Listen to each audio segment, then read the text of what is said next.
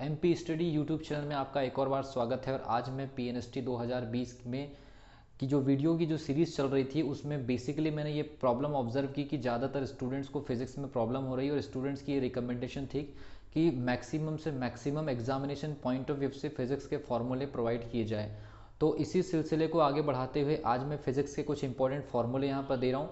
लेकिन वीडियो में आगे बढ़ने से पहले मैं आपको इन्फॉर्मेशन देना चाहता हूँ कि जो फार्मूले की जो सीरीज़ मैं आपको दे रहा हूँ फिजिक्स की, इसमें आपको टोटल मैं 5 वीडियोस दूंगा, जिसमें आपकी 4 वीडियोस होंगी फिजिक्स के ऊपर और एक वीडियो जो होगी वो होगी केमिस्ट्री के बेसिक फार्मूले के ऊपर। ठीक है, तो सबसे पहली चीज़, अगर मान लीजिए आप चैनल पर नए हैं तो चैनल को सब्सक्राइब कर लीजिए, बेल आइकन को प्रेस कर लीजिए। और आज हम लोग स्टडी करने वाले फिजिक्स के इंपॉर्टेंट फार्मूले पीएनएसटी 2020 का जो एग्जामिनेशन 2021 में 6 से 7 फरवरी को एग्जामिनेशन कंडक्ट हो रहा है, उसके परसेप्शन में हम लोग जो है इंपॉर्टेंट फार्मूले को देखते हैं।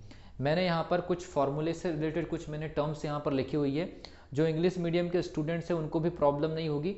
मैं जो टर्म्स हिंदी में लिखी है उसको सारे के सारे जितने भी टर्म्स है उसको इंग्लिश में प्रोनाउंसिएट कर दूंगा, ताकि आप लोगों को किसी भी प्रकार का कोई प्रॉब्लम या इश्यूज क्रिएट ना हो। ठीक है, तो सबसे पहली चीज़ देखते हैं कि पहले यूनिट में अगर हम बात करते हैं, मैं आपको बता दे रहा हूँ कि पूरे फॉर्मूलेस में अपलोड करूँगा 4 से 5 वीडियोस के अंदर, जो आपका फिजिकल जो केमिस्ट्री में फिजिकल केमिस्ट्री और पूरा का पूरा फिजिक्स का जो न्यूमेरिकल पोर्शन है उसमें आपको हेल्प करने के लिए। ओके, तो सबसे पहली चीज़ डायमेंशनल फार्मूले में हमेशा आप ये फॉर्मेट याद रखिए, m to the power of a, l to the power of b, t to the power of c और theta to the power of d। जहां पर याद रखिए थीटा का मतलब यहां पर कोण से नहीं होता है, इसका मतलब होता है टेम्परेचर से। बाकी m for mass, l for length और t फॉर टाइम। ठीक है भी, t for time, l for length, m for mass, theta for temperature, ये आपको याद रखना है। अलग अलग फिजिकल क्वांटिटीज के लिए अलग अलग फॉर्मूलेस क्रिएट होते हैं। उसके बाद हम चलते हैं सदिशों का गुणा। सदिशों का गुणा मतलब वेक्टर्स के जो प्रोडक्ट होते हैं, दो टाइप के प्रोडक्ट होते हैं, मतलब दो टाइप का गुणा होता है, एक तो क्रॉस प्रोडक्ट और दूसरा आपका डॉट प्रोडक्ट। तो क्रॉस गुणा में क्या होता है, हम लिखते हैं a dot B is equal to A B cos theta. ठीक है, और क्रॉस गुणा में हम लिखते हैं a cross b is equal to A B sine theta. ठीक है भी, तो ये ए बी कॉस थीटा और ये ए बी साइन थीटा, इसकी जो न्यूमेरिकल वैल्यू आती है एक अदिश राशि आती है, हमेशा आपको याद रखना है। इसमें न्यूमेरिकल वैल्यू अदिश राशि का मतलब स्केलर क्वांटिटीज, मतलब न्यूमेरिकल फॉर्म में आंसर आएगा। जबकि क्रॉस प्रोडक्ट में जो वैल्यू आएगी वो अपने आप में एक सदिश राशि होगी, मतलब वेक्टर फॉर्मेट में आएगी। इसको मल्टीप्लाई करने के कुछ रूल रेगुलेशंस होते हैं, वो आप जरूर देख लीजिए।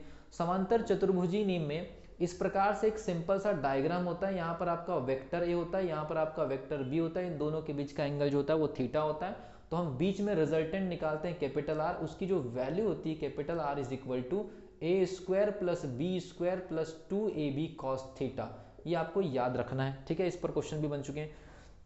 फिर बात करते हैं त्रुटि मतलब एरर, जो गलतियां होती कैलकुलेशन में, उसको सॉल्व करने के लिए अगर मान लीजिए दो फंक्शन x प्लस वाई है, अगर उनमें ऐड हो रहा है तो उनकी त्रुटियां भी ऐड होगी। उसके बाद अगर मान लीजिए उनमें अगर मान लीजिए अंतर है तो त्रुटियां फिर भी जुड़ेगी। मतलब अगर मान लीजिए अगर दो फंक्शन जुड़ रहे हैं, दो क्वांटिटी जुड़ रही है तो भी त्रुटि जुड़ेगी। दो क्वांटिटी अगर घट रही है या माइनस हो रहा है तो भी त्रुटि जुड़ेगी। दो क्वांटिटियों का गुणा हो रहा है तो भी त्रुटियों में ऐड ही करेंगे, मतलब वो भी जुड़ेगी। दो क्वांटिटियों का अगर मान लीजिए भाग हो रहा है, मतलब सब्सट्रैक्शन हो रहा है, उसके बाद सॉरी डिवाइडेशन हो रहा है, उसके बाद भी त्रुटियां जुड़ेंगी। मतलब जो हम लोग बेसिकली प्लस माइनस मल्टीप्लिकेशन और भाग, ये 4 ऑपरेशन में त्रुटियां हमेशा जुड़ती है। जबकि एक जो होती है जो घात, जो पावर वाले जो फॉर्मूले होते हैं, उसमें त्रुटि का सामने में गुणा हो जाता है। मतलब जैसे मान लीजिए एक्स स्क्वायर है तो त्रुटि जब निकालेंगे तो 2 का सामने में मल्टीप्लाई हो जाएगा। ठीक है, ये एरर से संबंधित बेसिक फंडामेंटल है। उसके बाद हमारे पास में गति के समीकरण है।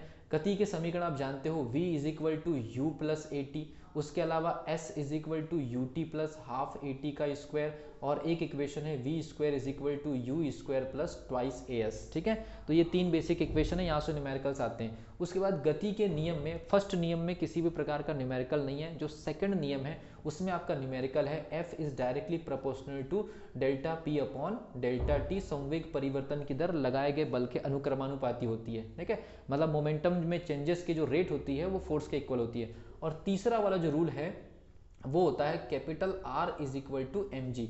इस प्रकार का एक डायग्राम बनता है जिसमें हम लोग अभिलंब प्रतिक्रिया R निकालते हैं, बॉडी का weight W is equal to M G दिया होता है, तो हर एक एक्शन का एक रिएक्शन होता है जो कि R is equal to M G body के वेट के बराबर होता है। nवें सेकंड में चली गई दूरी Sn का, इस पर एक बार न्यूमेरिकल आया है, और ये जो फॉर्मूला है u प्लस हाफ 2a और ब्रैकेट के अंदर 2t माइनस 1, इस पर भी एक बार न्यूमेरिकल आया है, ठीक है।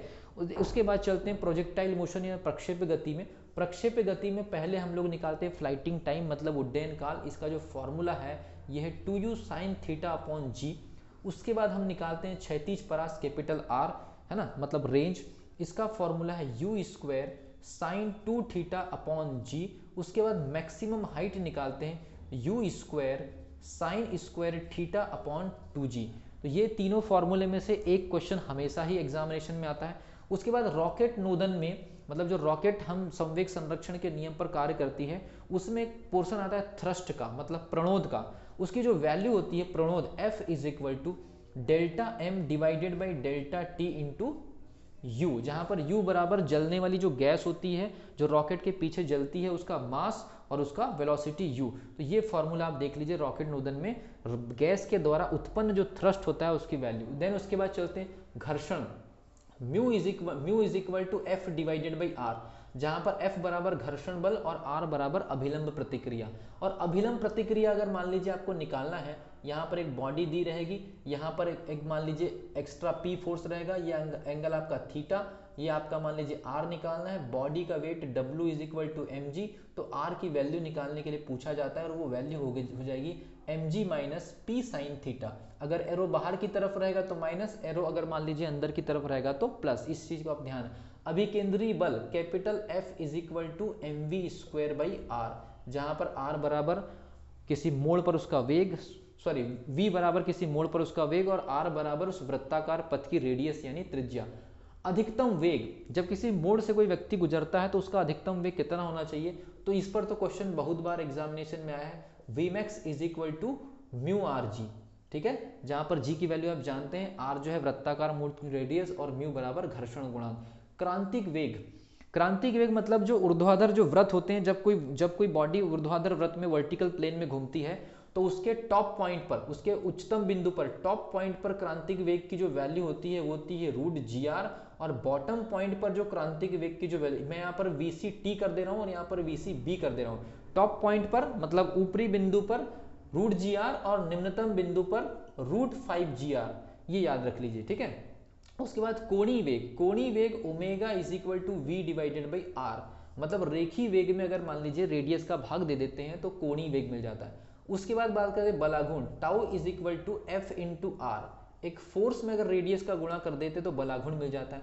उसके बाद घूर्णन शक्ति P is equal to tau into omega, मतलब कोणीय वेग और बलाघूर्ण, कोणीय वेग और बलाघूर्ण दोनों मिलाकर के क्या बनाते हैं, घूर्णन शक्ति। देन उसके बाद फिर जड़त्वाघूर्ण capital I is equal to mr का स्क्वायर, मास और रेडियस का स्क्वायर। उसके बाद फिर इसमें दो प्रमेय आते हैं, इसमें जो दो प्रमेय आते हैं उसमें एक होता है आपका IZZ is equal to IXS plus IYY, ये आपका लंबक्ष प्रमेय कहलाता है। और इसमें जो दूसरा प्रमेय जो होता है वो होता है आपका I is equal to IG plus AH का स्क्वायर, जहां पर IG जो होता है उसके गुरुत्व केंद्र बिंदु के परितः जड़त्वाघूर्ण होता है, जिसकी पूरी की पूरी टेबल है, उसमें 12 से 13 फॉर्मूले होते हैं, अलग अलग ज्यामिति के लिए अलग अलग फॉर्मूले होते हैं IG के लिए, ठीक है। उसके बाद चलते हैं कोणीय संवेग, कोणीय संवेग L is equal to RP sine theta, या इसका दूसरा फॉर्मूला होता है MVR, ठीक है, कोणीय संवेग। केपलर के नियम में हमारे पास में बेसिकली दो ही फॉर्मूले हैं। पहला वाला जो नियम है वो दीर्घवृत्ताकार पथ से संबंधित है, उसमें किसी प्रकार का फॉर्मूला नहीं है। लेकिन उसमें दूसरा वाला जो फॉर्मूला है, दूसरा फॉर्मूला यह है कि जो आवर्तकाल निकालते हैं वो रेडियस के त्रिघात के समानुपाती होती है। और तीसरा जो फॉर्मूला है क्षेत्रीय वेग के बारे में, तो क्षेत्रीय वेग जो होता है ln/2m होता है, जहां पर L बराबर कोणीय संवेग और m बराबर उस ग्रह का मास और dA/dt का मतलब होता है उस ग्रह की छाया का वेग, मतलब उसकी जो एक ग्रह से सूर्य के ऊपर जो उसकी छाया आरोपित होती है उसकी वजह से उसका वेलोसिटी dA/dt, एरियल वेलोसिटी, ठीक है। उसके बाद घूर्णन ऊर्जा, घूर्णन ऊर्जा की जो वैल्यू होती है वो होती 1/2 I ओमेगा का स्क्वायर, और समानित द्रव्यमान मतलब रिड्यूस मास, ये घूर्णन ऊर्जा मतलब रोटेशनल एनर्जी, और समानित द्रव्यमान मतलब रिड्यूस मास। दो मास जब एक दूसरे के मान लीजिए कि रिवॉल्विंग करते हैं, जैसे मान लीजिए सन और सन के आजू बाजू में अर्थ अगर रिवॉल्व करती है तो m1 और m2 दो मास अगर रिवॉल्व कर रहे हैं तो रिड्यूस मास की value m1 into m2 divided by m1 plus m2 ली जाती है, ठीक है। तो ये जितने भी फॉर्मूले आपको बताए गए हैं, ये सारे के सारे फॉर्मूले एग्जामिनेशन पॉइंट ऑफ व्यू से बहुत इंपॉर्टेंट है। अगली वीडियो में मैं जो फिजिक्स के बचे हुए फॉर्मूले हैं, मैं वो सारे के सारे फॉर्मूले कोशिश करूंगा कि आप लोगों को ऐसे ही पता चल जाए। एटलीस्ट इस वीडियो में जितने भी फॉर्मूले आए हैं उनको आप लिख लीजिए, एक बार देख करके चले जाइए, और उनसे रिलेटेड जब न्यूमेरिकल्स आए तो आपको फॉर्मूले अगर याद आ जाएंगे तो एटलीस्ट थोड़ा सा कैलकुलेशन अगर आप फास्ट करेंगे तो आपके मैक्सिमम से मैक्सिमम स्कोर आ सकते हैं।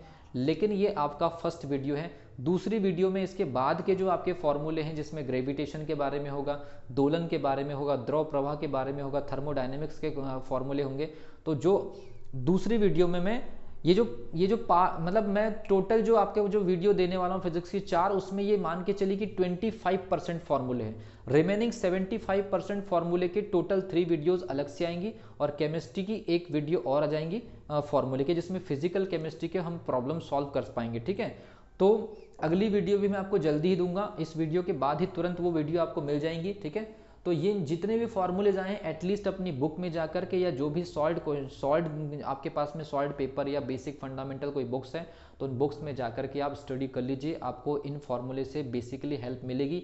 अभी 25% फॉर्मूले में से अगर मान लीजिए 5 से 7 फॉर्मूले भी अगर एग्जामिनेशन में रिपीट होते हैं, तो उसके बाद जो 75 फॉर्मूले आ रहे हैं आपके, 75% फॉर्मूले रिमेनिंग, उससे आपको और बेनिफिट मिल जाएगा। तो इस तरह से हम न्यूमेरिकल प्रॉब्लम के सॉल्यूशन के लिए पहले तो सबसे पहली चीज़ फॉर्मूला याद करना बहुत इंपॉर्टेंट है। ठीक है, तो अगली वीडियो तक के लिए wish you all the best. Preparation करते रहिए, अच्छे मार्क्स के लिए लगातार तैयारी करते रहिए, ज़्यादा से ज़्यादा क्वेश्चंस लगाइए, और मल्टीपल चॉइस क्वेश्चन मतलब ऑब्जेक्टिव क्वेश्चंस को जितना ज़्यादा लगा सकते हैं लगा लीजिए। एटलीस्ट हर सब्जेक्ट में आपको 200-250 क्वेश्चंस लगा करके जाने चाहिए, जिसमें डिफरेंट वेराइटीज़ हो और पूरा सिलेबस कवर हो, ऐसी आपकी कोशिश होनी चाहिए। So wish you all the best.